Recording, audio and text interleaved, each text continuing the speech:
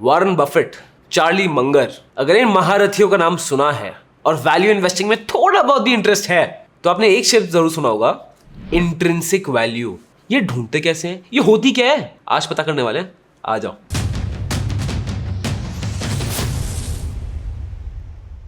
Hi guys, my name is Harsh Goyla. I'm an investor trainer and mentor in stock markets. और आज हम बात करने वाले हैं, आपको टॉपिक पता है, about intrinsic value. But before that, channel please subscribe कर दो, हम बहुत मेहनत कर रहे हैं and we want to reach our target. So एक काम करो, I'm giving you 5 seconds. 5, please click it. 4, click it. 3, click it. 2, wait कर रहा हूं मैं. 1, 0.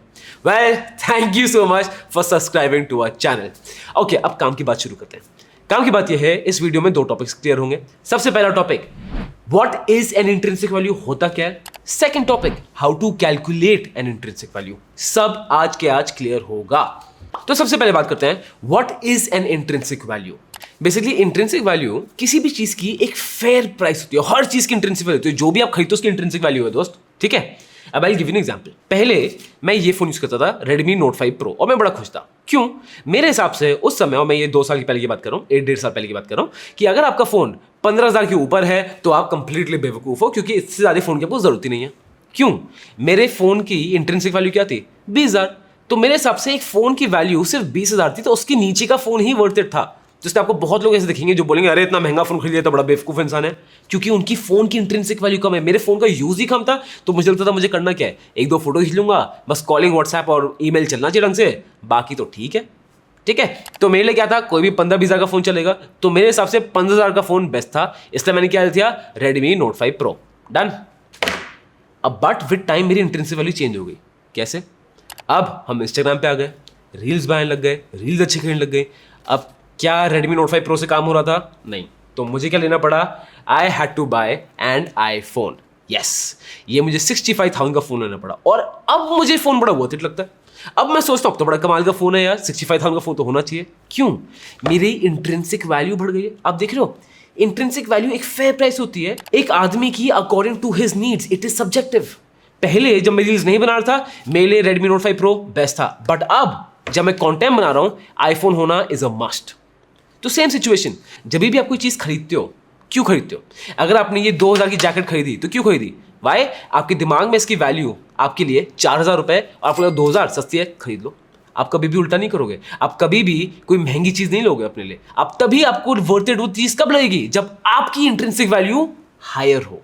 जैसे आपको एक और एग्जाम्पल देते हैं, ठीक है। अब मैं मिडिल क्लास घर से हूँ। अब हमारे घर में क्या होता है, जब कोई बिजली वाला आता था, ठीक है, पंखा लाइट को चेंज कराना है, तो बिजली वाला क्या बोलता है, सर एक काम करता हूँ, मैं ले आता हूँ पंखे लाइट। मेरी मम्मी क्या बोलेंगी, ना ना ना ना ना, आप बताओ लाना क्या है, मैं लेके आऊंगी। मेरी मम्मी जाएंगी, पूरे दिन बाजार में जाएंगी, ट्रैफिक में जाएंगी, खड़ी होंगी, पंखा बिजली जो भी चाहिए खुद लेके आएंगी। क्यों? वरना अगर बिजली वाला लेके आएगा तो 50, 60, 100 रुपये ऊपर मांगेगा ही मांगेगा, वो तो गिवन ही गिवन है, राइट। इस सिचुएशन में मेरी मम्मी लेके आ रही है, ठीक। अब compare my family to Mukesh Ambani. Do you think Mukesh Ambani हम मिडिल क्लास लोगों की तरह बोलेगा नहीं नहीं पंखा बिजली मैं लाऊंगा, वो खुद ऑर्डर करेंगे? नहीं, उनके लिए सेंस ही नहीं बनता। व्हाई? बिकॉज अगर वो 1 घंटा वो 100-150 रुपये बचाने के चक्कर में उनकी करोड़ों का नुकसान हो सकता है। तो अब देख लो इंट्रिंसिक वैल्यू क्या है। हम मिडिल क्लास घर को क्या लगता है, अरे यार देखो इतने बेवकूफ हैं, अमीर लोग इस चीज में पैसा उड़ाते हैं, बट वो पैसा उड़ा नहीं रहे हैं, उनके लिए वो चीज वर्थ इट है। This is the fair value my friend, और फेयर वैल्यू हम सब के लिए डिफरेंट होती है। अब बात करते हैं इंट्रिंसिक वैल्यू कैलकुलेट कैसे करते हैं। अब आपको बड़ा इंटरेस्टिंग केस स्टडी देता हूँ, ठीक है। मानता हूं कि आपको एक प्रॉपर्टी खरीदनी है, 10 सालों के लिए खरीदनी है। अब आप सोच रहे हो कि मैं खरीदूं कि नहीं खरीदूं, इसकी कैलकुलेशन और आप और मैं दोनों बैठ के करेंगे, ठीक है। तो प्रॉपर्टी 2 करोड़ की है, आपको 10 साल के लिए खरीदनी है। बाइंग प्राइस क्या है? 2 करोड़। अब हमारे देश में रेंटल यील्ड क्या है? 1.5 to 2.5% के बीच में, ठीक है। और साल की मैं बात कर रहा हूं, साल में आपको 1 से 1.5% के बीच में रेंटल यील्ड मिलती है। तो मैं मानता हूं 2%। तो मैं मानता हूं कि अगर 2 करोड़ की प्रॉपर्टी है तो 2% के हिसाब से हर साल आपको कितना किराया मिलेगा? 4 लाख साल का किराया मिलेगा। तो इंटू 10 कर लो, 10 साल के लिए तो कितना हो गया? 40 लाख। 40 लाख किराया जाएगा। अब प्रॉपर्टी हमारे देश में किस लेवल से ग्रो करती है? हमारी प्रॉपर्टी जो ग्रोथ रेट दिखाया है at least for the past 10 years, वो अराउंड 7 to 8% के बीच में, और ये भी मैं थोड़ा ज़्यादा ही बोल रहा हूँ, तो उसको मैं 6% मान रहा हूँ, ठीक है। तो अगर 6% के हिसाब से हमारी प्रॉपर्टी ग्रो करेगी, प्रॉपर्टी वैल्यू ग्रो करेगी, तो सेलिंग प्राइस ही आएगी 3 करोड़ 60 लाख। दोबारा देखते हैं, बाइंग प्राइस 2 करोड़, 10 साल में रेंट मिलेगा आपको 40 लाख, और सेलिंग प्राइस होगी 3 करोड़ 60 लाख, ठीक है। तो इंट्रिंसिक वैल्यू क्या होगी दोस्त की? इंट्रिंसिक वैल्यू होगी selling price plus rent. Selling price 3,60,00,000, rent कितना है 40,00,000, तो इंट्रिंसिक वैल्यू क्या होगी 4 करोड़। आप प्रॉपर्टी कितने में खरीद रहे हो 2 करोड़, तो क्या प्रॉपर्टी खरीदनी सेंस बनती है? हाँ बनती है sense. This is what the intrinsic value is, the true value, the true value. मैं एक आईफोन ये क्यों खरीद रहा हूं? मैं इसलिए खरीद रहा हूं कि मुझे पता है मैं रील्स बनाऊंगा, अच्छी क्वालिटी रील्स बनाऊंगा, मेरा कंटेंट अच्छा जाएगा, तो यस मेरा अपॉर्चुनिटी ऑफ ग्रोथ बढ़ सकता है, मेरा अर्निंग पोटेंशियल बढ़ सकता है, इसलिए मेरे फोन की इंट्रिंसिक वैल्यू ज्यादा है। ऐसे इंट्रिंसिक वैल्यू कैलकुलेट होती है पेपर में, बट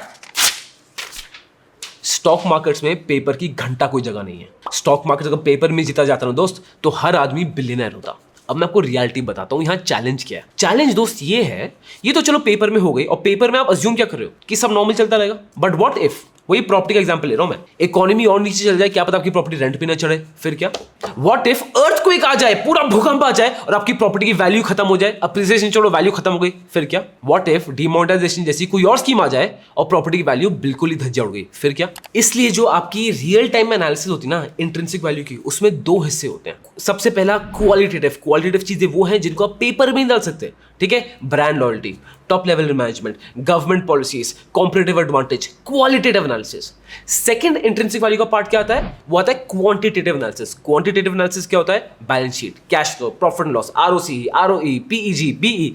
बेसिकली कोई भी 12वीं क्लास का लड़का जिसने कॉमर्स पास की है, लड़का या लड़की, वो आराम से क्वांटिटेटिव एनालिसिस कर सकता है, इसमें कोई चैलेंज नहीं है। मेन डिफिकल्टी कहाँ आता है? क्वालिटेटिव एनालिसिस में। इसलिए बहुत लोग क्या करते हैं, आपको इंटरनेट में दिखेगा, बहुत लोग आपको देंगे इंट्रिंसिक वैल्यू ढूंढने, ये फॉर्मूला, ये फॉर्मूला, ये फॉर्मूला, आपको मिल गया इंट्रिंसिक वैल्यू। वेल वो सब गलत है। क्यों? Because intrinsic value can not be calculated. ये फैक्ट आपको बता रहा हूं। Why? Intrinsic value calculation is not a science, it's an art. कैसे?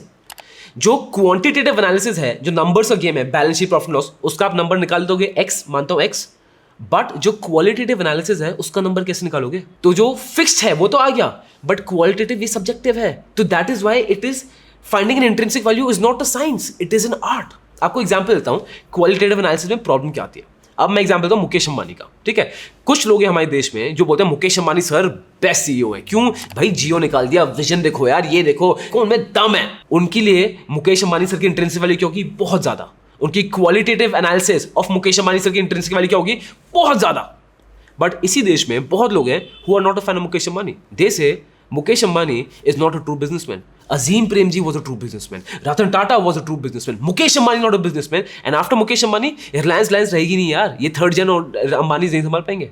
उनके लिए और सेम लोगों के लिए मुकेश अंबानी सर की इंट्रिंसिक वैल्यू क्या है? बहुत नीचे। तो आप देख रहे हो डिफरेंस क्या है?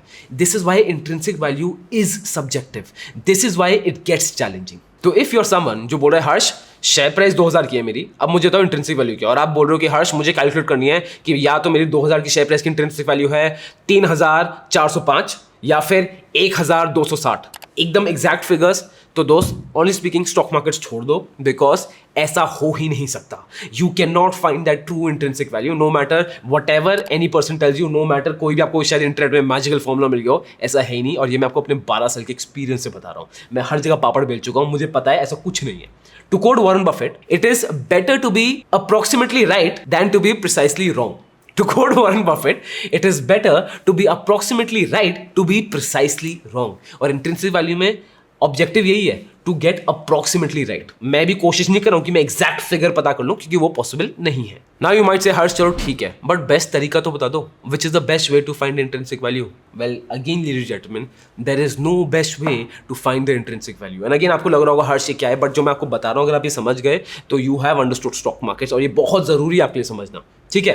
मैं आपको बहुत एग्जांपल देता हूँ, ऐसे बहुत टेक्निक्स है। सबसे पहले एक लोग, काफी लोग ये क्लेम करते हैं, काफी बुक्स ये क्लेम करती हैं कि प्राइस टू बुक वैल्यू से आप इंट्रिंसिक वैल्यू निकाल सकते हो। बुक वैल्यू क्या हो गई कि उस कंपनी के सारे एसेट्स निकाल लो कि कंपनी में कितनी फैक्ट्री है, कितना लैंड है, कितनी मशीनरी है, कितना इक्विपमेंट है, बुक वैल्यू निकल जाएगी। उनकी ऑन पेपर वैल्यू क्या है उस हिसाब से देख लो। अगर बुक वैल्यू ज्यादा है तो इंट्रिंसिक वैल्यू बहुत अच्छी है, बुक वैल्यू कम है तो मत डालो। बड़ी सेंस नहीं बनता। क्यों? इसमें भी एक ड्रॉबैक है, हर चीज का कौन है और प्रो भी है, बट कौन भी है, and that is the problem here, ठीक है? अब प्राइस टू बुक वैल्यू का प्रॉब्लम क्या है? You can not compare companies like TCS to Reliance Industries. Reliance Industries, उनके पास one of the world's biggest oil refinery है, ठीक है, इक्विपमेंट होगा भर भर के, इनकी प्राइस जो बुक वैल्यू क्या होगी, बहुत ज़्यादा है, बहुत है, इनके एसेट्स होंगे compare to TCS. TCS software बनाती है, तो टीसीएस के पास क्या बहुत हैवी इक्विपमेंट होगा? नहीं, टीसीएस के पास क्या है? Brain power. Can you calculate it in book value? क्या ब्रेन पावर को एसेट ले सकते हो? नहीं, देयर इज अ प्रॉब्लम। कुछ लोग बोलते हैं पीई, प्राइस अर्निंग जितनी कम होता है बेटर है। अगेन इसमें आई कैन चैलेंज, कैसे? टीसीएस आप देखोगे फॉर द लॉन्गेस्ट टाइम, पिछले 10 सालों से टीसीएस की प्राइस अर्निंग हमेशा बहुत ओवरबॉट रही है, तभी भी TCS the most out performing stock. Same with Asian paints, और कोई भी अच्छे स्टॉक्स ले लो, उनकी पीई हमेशा एक्सट्रीमली हाई रहती है, but they are the stocks who actually perform well. उसके बाद आता है DCF, discounted cash flow. DCF में क्या होता है, आप कैश फ्लो से उनकी आगे की अर्निंग्स प्रिडिक्ट करते हो, ठीक है। इसमें भी प्रॉब्लम है, कैसे? अगर आप मुझे बताओ कौन सा डीसीएफ मॉडल 10 साल में चला है, यूक्रेन वॉर हो गई, कुछ इशू हो गया, डिमोनेटाइजेशन हो गई, तो डू यू थिंक चलता रहेगा? नहीं, it is subject to problem. अगर डीसीएफ चलता तो सभी लोग बिलियनर हो जाते ना। अगेन मैं आपको डिमोटिवेट नहीं कर रहा हूं, मैं आपको रियलिटी बता रहा हूं। इसके बाद आपको क्वालिटेटिव फैक्टर्स बताता हूं, ठीक है। लोग बोलते हैं बिजनेस शुड बी स्केलेबल, कैसे? अब डीएलएफ जो बिल्डर है वर्सेस नाइका, अब DLF is not that scalable. क्यों? ये बिल्डर है, ये बिजनेस नेचर ही ऐसा है। अगर उसको ज्यादा प्रोजेक्ट्स बढ़ाने हैं, they need massive capital, they need massive assignments. Nykaa on the other hand कर सकता है, it can go into footwear, it can go into fashion, it can go into makeup, it can go into all these things. Plus India, Australia, Switzerland, Europe, सबको मतलब vertical horizontal दोनों type की scalability है। Qualitative में लोग बोलते हैं एक स्केलेबिलिटी अच्छा फैक्टर है। दूसरा गवर्नमेंट प्रायोरिटी, गवर्नमेंट किस सेक्टर को प्रायोरिटी दे रही है, ये पर्सनली मैं बहुत फेवरेट मैं यूज करता हूँ कि गवर्नमेंट किसको प्रायोरिटी दे रही है उसको कर सकते हो। तीसरा लोग बोलते हैं CEO of the company should be good, CEO of the company should never be more famous than a company. और ये जो लॉजिक मैं भी काफी यूज करता हूँ, ठीक है। अब suppose take Elon Musk, do you think Elon Tesla would be the same without Elon Musk? No. जब भी कोई कंपनी का CEO is more famous than the company itself, it is a very good sign कि that company is heavily dependent on that person, ठीक है। If you take Mukesh Ambani for Reliance, famous, ठीक है। If Mukesh Ambani not there, do you think Reliance industries will be at the same level? Probability is no. Do you think Mark Zuckerberg is not there, Facebook would be at the same level? The probability is no. Which types of companies should you invest in? Nike के CEO का नाम पता है? जानने की जरूरत भी नहीं है। Adidas के CEO का नाम पता है? जानने की जरूरत भी नहीं है। These are the companies जहाँ पे CEO is less famous, but again इसके opposites भी हैं। So all in all हर्ष, आप मुझे बता दो यार कि what is the best way? The reality is कोई best way है ही नहीं। क्यों? You are expecting me to tell you how to drive a plane in 12 minutes की video? Is that humanly possible? मैं वीडियो बनाने को बना दूंगा कि करना क्या है कि आप वो प्लेन स्टार्ट करो, हल्का सा टेक ऑफ करो, ऑटो पायलट में डालो, लैंड करो, प्लेन हो गया। बट क्या इतना आसान है? You have to understand the intricacies of the plane. Plane का इंजन कैसा है, वो ठीक है, ये ठीक है, ये पार्ट ठीक है, रिपेयर हुआ है, फ्यूल भरा है, फ्यूल कितना भरना है, बहुत सारी चीजें हैं।